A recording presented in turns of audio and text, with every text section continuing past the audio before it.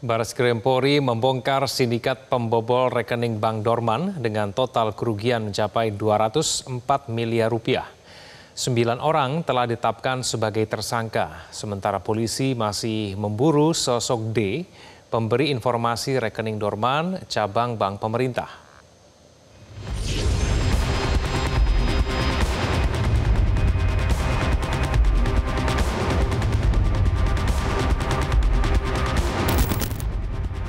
Direktorat Tindak Pidana Ekonomi Khusus Ditipideksus Bareskrim Polri membongkar jaringan sindikat pembobolan rekening Bank Dorman dengan total kerugian mencapai 204 miliar rupiah.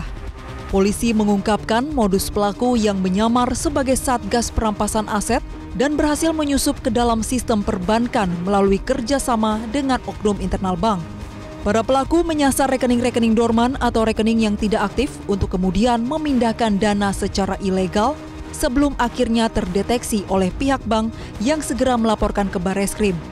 Kegiatan pembobolan ini dilakukan di luar jam operasional bank dan salah satu eksekutornya merupakan mantan teller bank yang diberikan akses untuk memindahkan dana 204 miliar rupiah ke 5 rekening penampungan tanpa sepengetahuan nasabah.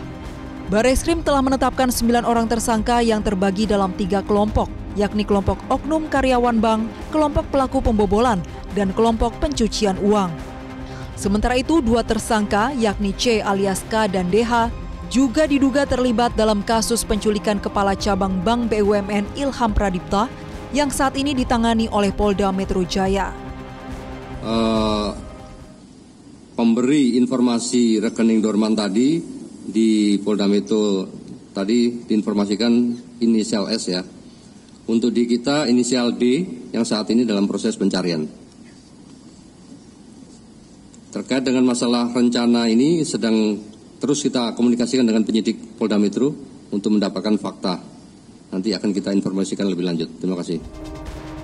Mantan Kepala PPATK Yunus Hussein mempertanyakan mengapa pihak bank begitu mudah percaya terhadap modus yang digunakan pelaku sebagai Satgas Perampasan Aset.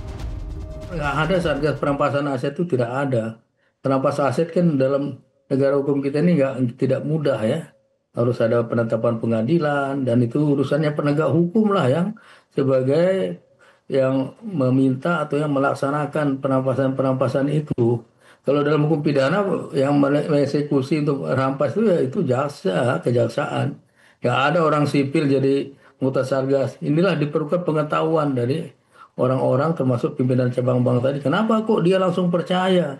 Satgas itu bentuknya ada surat keputusannya ya.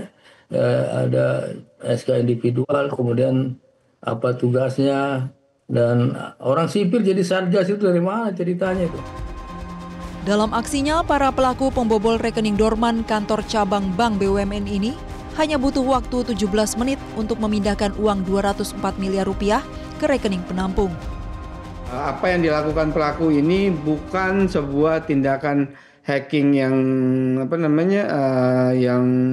yang canggih, tetapi menggunakan pihak ketiga, menggunakan pihak internal yang bisa memberikan username passwordnya tadi, dan sehingga terkesan transaksi ini adalah transaksi yang normal dan di-approve sesuai dengan SOP yang ada, sehingga FDS itu tidak memberikan alert sama sekali, Mbak. Polri saat ini masih mengembangkan kasus ini untuk menelusuri kemungkinan keterlibatan pihak lain dalam jaringan sindikat tersebut. Tim Liputan Metro TV. Jelajahi cara baru mendapatkan informasi. Download Metro TV Extend sekarang.